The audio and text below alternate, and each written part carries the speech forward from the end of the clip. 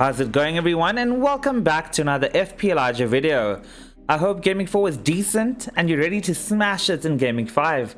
This is a quick reminder of the fixtures for those of you who need a bit of reminding, and we have a crazy early deadline this game week, which is actually today, if you're wondering why I'm releasing a video in the day on a Tuesday of all damn days, right? I guarantee that you will have friends and mini league rivals that have no idea that there is a deadline today, and in a different week that may have been an advantage, but unfortunately many people don't even need to make a transfer this game week and they're actually burning a transfer even though they have two available. So yeah, and Salah will still likely be the most captain player as well. So that's kind of shit. It would have been nice to have a bit of an edge, especially after the slow start to the season. I think I was already in the top 20k by this point last season.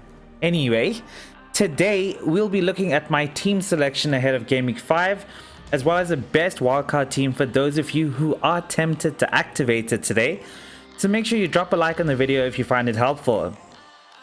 So, some say there isn't a better way to end the week than with a 69, but for me, the 69 was quite underwhelming if I'm honest with you. I mean, it was okay. Like I say, any green is a win, and I had a little rise from 1.6 mil to 1.4 mil. So yeah, we take what we can get. Ward had his usual 1 point. The premium defense came through, apart from Cancelo, who really deserved this sack from my team if we're being honest. Forget about his 1 point from the last two games. Just visually, he isn't doing enough for me to warrant his price tag. We could do a lot with that money. I mean, we could downgrade to even someone like Saliba or even Perisic, and we'd have a bit of cash to spare.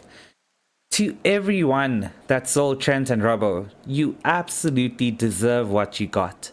I did warn you. Beast had an assist, which was quite nice. Bossard and Rodrigo came in for me, and Trossard delivered immediately, which was great. Martinelli was unfortunate not to get any attacking returns, and Salah, oh my word. Should we even talk about it? Okay, let me just tell you this one stat, right? I'm not sure who did the calculation, but if you would have taken a bet before the game that Liverpool would win 9-0 and Salah would not score or assist in the game, your odds would have been 1 to 2.4 million. You would have been a millionaire, mate. Crazy, but it was one of those days when nothing went in Mo's way. Apart from Firmino, Salah had the highest XGI in the game.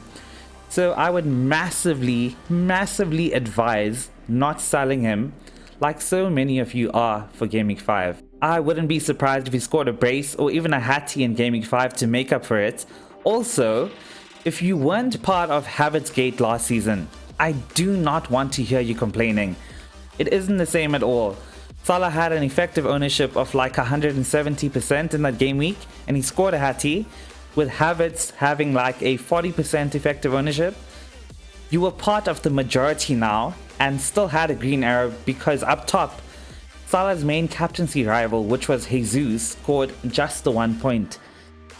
Yeah, and Haaland had an EO less than 100%, so his hat-trick actually came through for us. So it was a decent game week. Not too much to complain about. It could have been a lot more had Salah done well, but what can you do? My bench was quite dead, which is exactly how I love my bench. So looking at Gameweek 5, there isn't much to do, which is quite boring.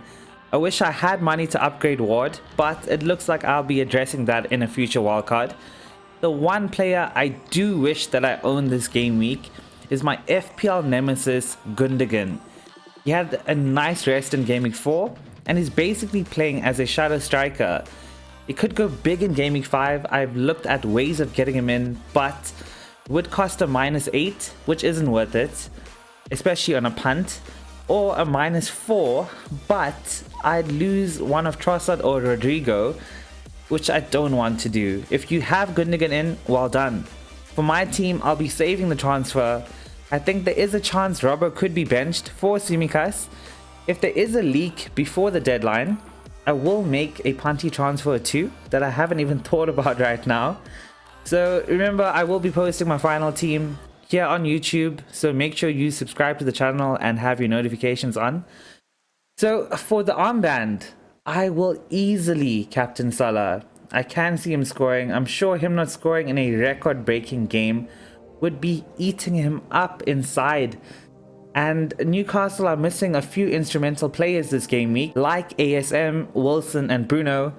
Haaland is a great shout, but there is a little doubt over his start, with Pep saying that when they do play a game every 3 days or so, Haaland will be benched. But I predict that he will start this game week and then will be benched this weekend for game week 6 to be fresh and ready for the Champions League before game week 7. If he plays this weekend, I will likely be bringing Kane in for game week 6. Jesus is another decent shot as well against a struggling Villa team, but it's all on Mo for me. If you have a greater dilemma than I do, drop a comment below and I'll help you out. I apologize for not getting to the comments on Friday for the previous video.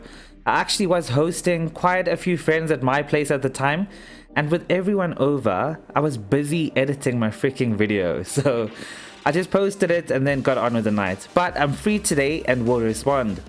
Now, moving on to the best wildcard team in my opinion for Gameweek 5.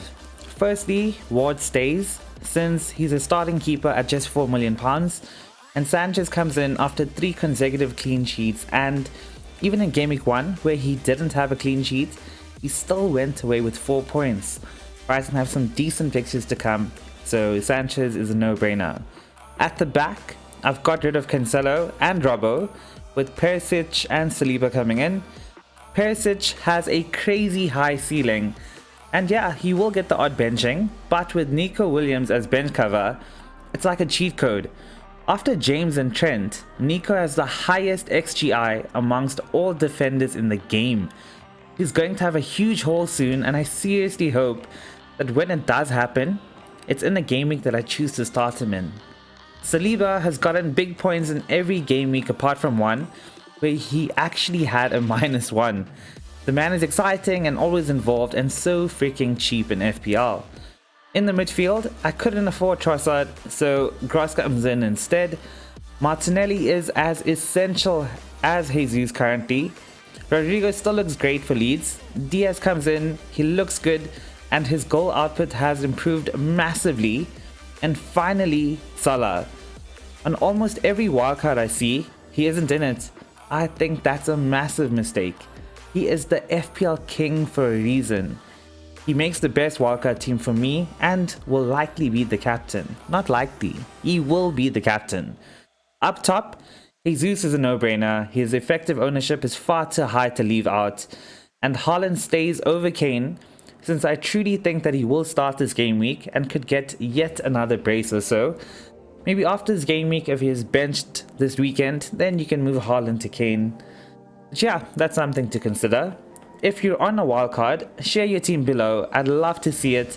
I'm seeing a few variations that do look quite nice, but if they're missing Salah, I go from loving it to kinda liking it.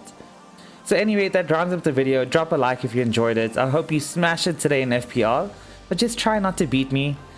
Also, just want to put it out there that if you ever want to talk about anything at all, not FPL related, you can message me on Twitter or Instagram, or even via email if you'd like.